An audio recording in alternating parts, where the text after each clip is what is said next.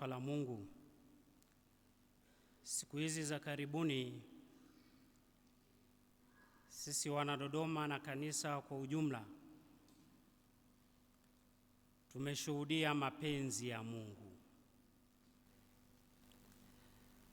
Ni siku chache tu zilizopita tumewasindikiza kwa pamoja katika kanisa hili masista wawili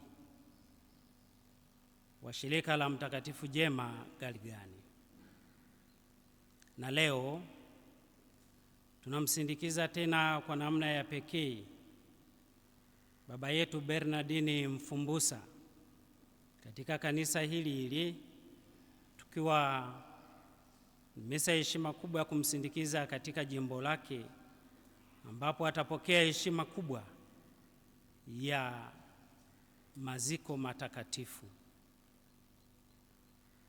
Haya yote ni mapenzi ya Mungu. Na katika matukio haya siku za karibuni nimejaribu kukutana na watu wakiwa wanaomboleza, na katika sentensi mojawapo niliyoisikia ni hii: mapenzi ya Mungu yasikie kwa mwingine, yakikukaribia ni mazito. Lakini ndio hilo ambalo sisi huwa tunasali katika sala ya Baba Yetu. Tena sisi kila siku tulio wengi, mapenzi yako yatimizwe. Tabu inakuja pale ambapo sasa hayo mapenzi yanatimizwa. Nafikiri ndio maana huyu muombolezaji alisema hayo mapenzi ya Mungu yasikie kwa mwingine. Katika hali hiyo, sisi watu kama wenye imani tunapaswa kuyapokea mapenzi ya Mungu kwa imani vile vile. Yeye aliyetupatia ndiye aliyechukua. Kwa hiyo mwishoni lazima tuseme mapenzi yako yatimizwe. Tumechagua masomo na hasa somo la Injili ambalo linatupeleka Getsemani. Tulio wengi tunaelewa, tunaosoma Biblia, Getsemani ni nini kilitokea. Ni wakati ule ambapo Bwana yetu Yesu Kristo baada ya mlo ule pamoja na wafuasi wake aliiona picha halisi ya mateso, mahangaiko na yote yatakayomtokea yeye, na kaona kuwa hana namna yoyote au jinsi yoyote ya kufanya isipokuwa kwenda kusali. Aliwachukua wale ambao walikula pamoja naye, lakini alipofika sehemu fulani kundi kubwa liliacha, akachukua kundi dogo aliowaamini kuwa watakuwa pamoja naye katika hicho anachotaka, yani kumuomba Mungu ili kikombe hicho wasikinywe. Lile kundi likakubali, likaenda, lakini kile walichoambiwa wakeshe pamoja naye, wao walikesha kwa kulala, si kwa kusali. Karudia mara 2 mpaka mara 3 wanalala.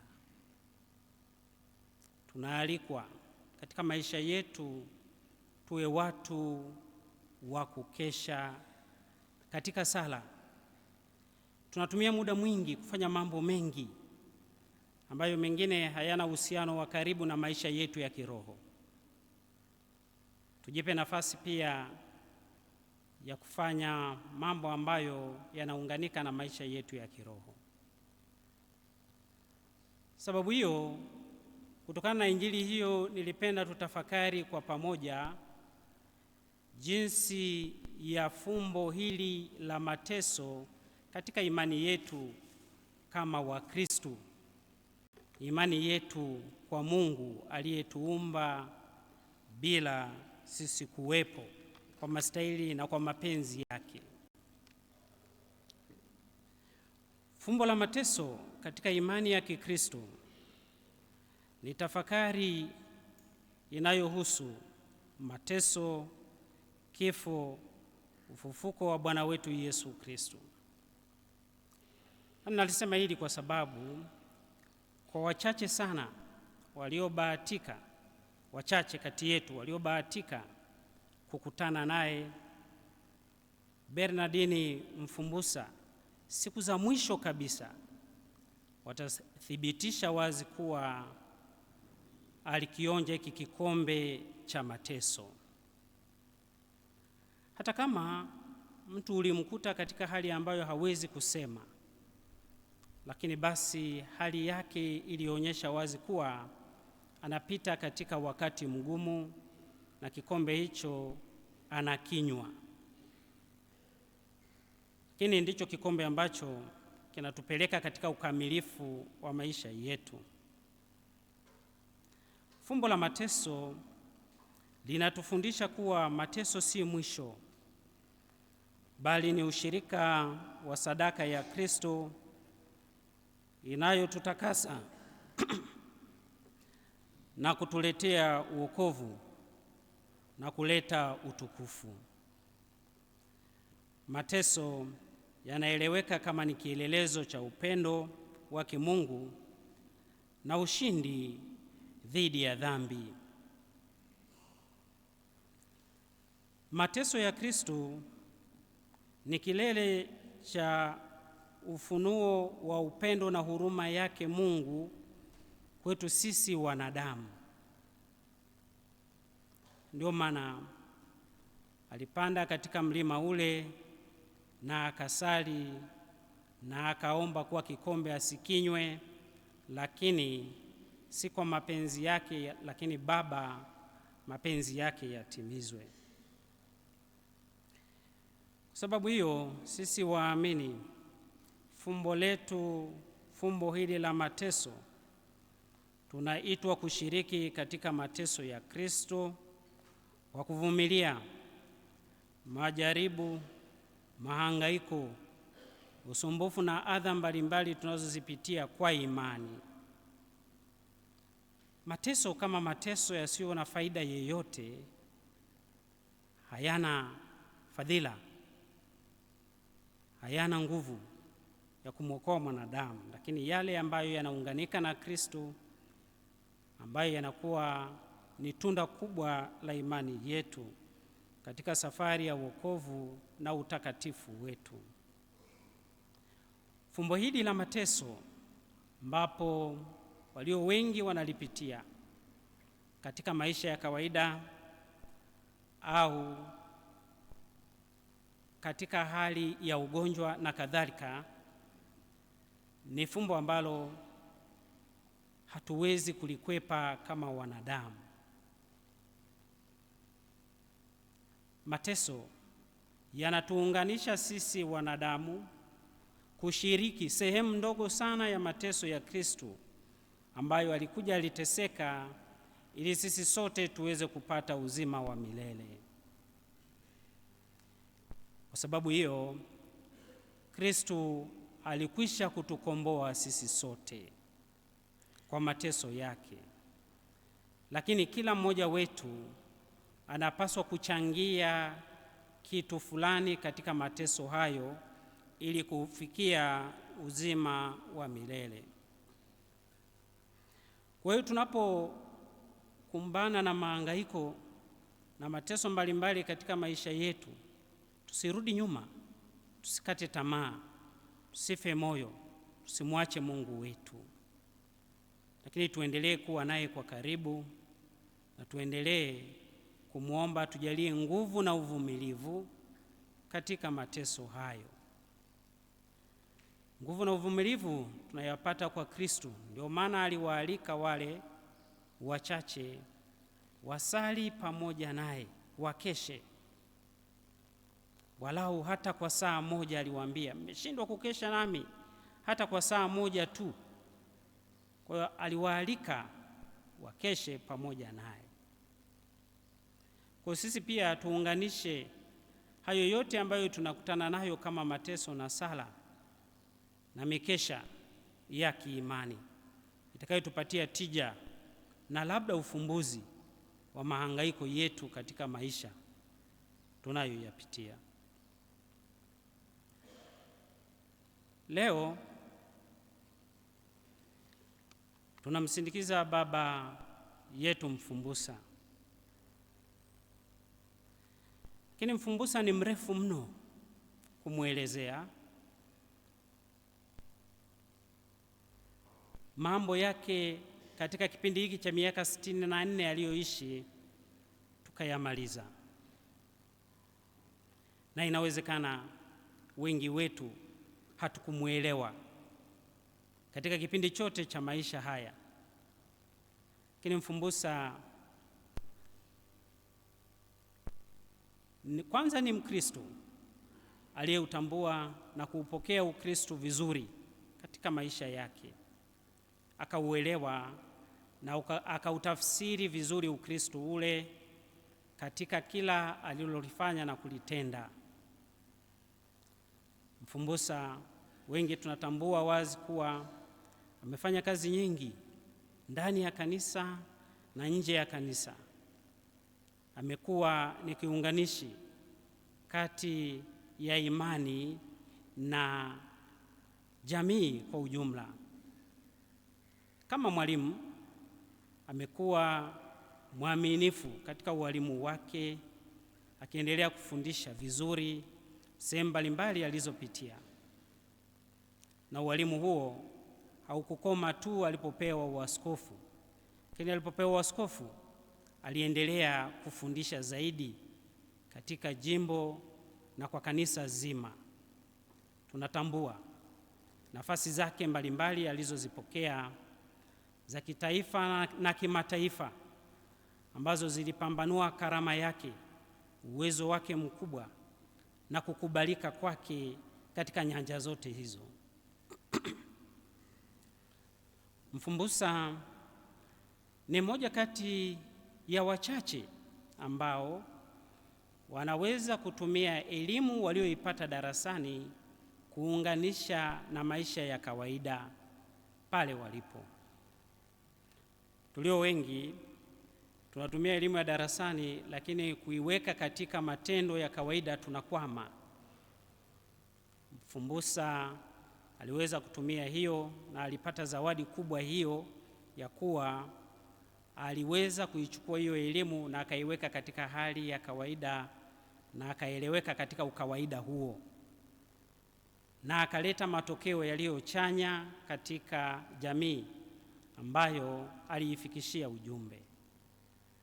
Ndicho alichokifanya alipokuwa huko Sauti kama mwalimu, lakini ndicho ambacho amekifanya alipokuwa kama padri katika jimbo la Dodoma, na akianzia utume wake katika parokia mbalimbali ambazo amezipitia na seminari. Alijaribu kuunganisha kitu hicho.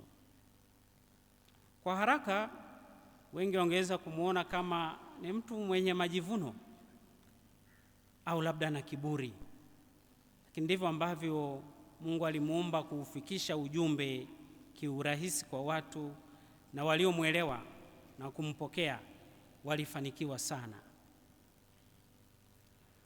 Mfumbusa pia kama askofu aliendelea kuunganisha elimu ya Mungu, teolojia yake, uwezo wake na vipaji alivyokuwa navyo, kuunganisha watu marika mbalimbali na makundi mbalimbali na Mungu wao. Lakini amekuwa pia ni daraja zuri la kuunganisha kati ya dini moja na dini nyingine.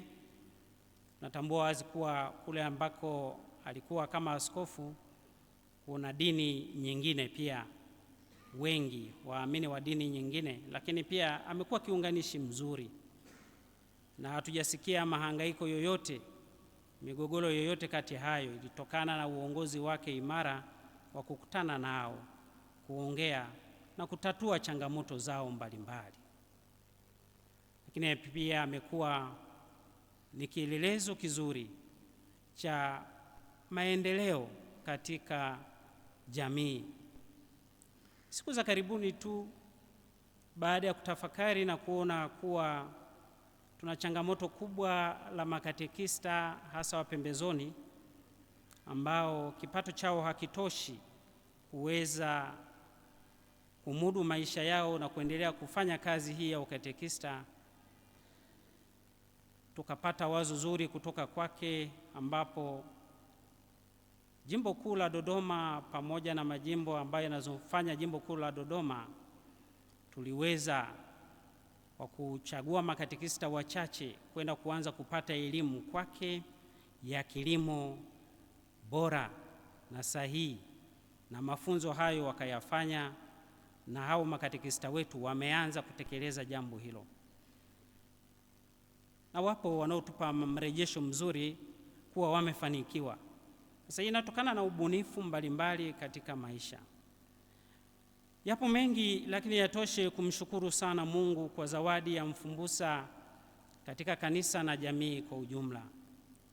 Tunashukuru kwa karama hizo za pekee, lakini tunashukuru kwa zawadi kubwa ambayo amelijalia kanisa katika sehemu mbalimbali. Kwanza jimbo, pili taifa, tatu katika mataifa kwa ujumla. Huyu ndio mfumbusa ambaye leo amepumzika na sisi tunaongea juu ya habari zake. La msingi kwetu ni kusali na kumwombea, lakini pia mfumbusa ataendelea kubaki katika maisha yetu tukitekeleza yale ambayo alituagiza, yale ambayo alitufundisha, yale ambayo aliyafanya. Ataendelea kuishi, ataendelea kuwa hai na hatapotea katika macho yetu. Tuendelee kuwapa pole wote wanaoguswa kwa karibu sana na msiba huu, na tuwatakie matumaini mazito yanayotoka kwa Mungu awasimamie na kuwaongoza, lakini yeye mwenyewe awafute machozi, na mkiamini wazi kuwa baada ya mateso aliyopitia amekamilisha juu ya safari yake, na hivi Mungu mwenyewe atampokea katika uzima mpya wa milele. Raha ya milele umpe Bwana, apumzike kwa amani.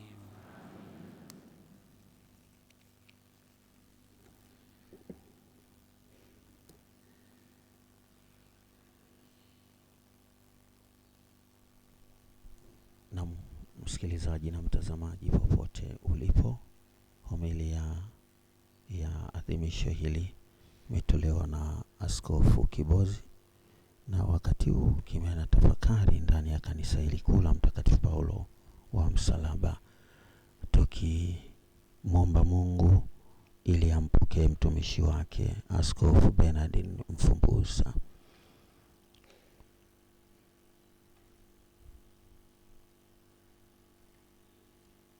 Itafuata kukiri imani na sala za waamini, na ndipo tutakuwa tumehitimisha sehemu ya kwanza ya misa takatifu. Liturujia ya neno itafuatiwa na liturujia ya Ekaristi, ambapo waamini wanaoshiriki watapata fursa ya kumtolea Mungu mapaji yao.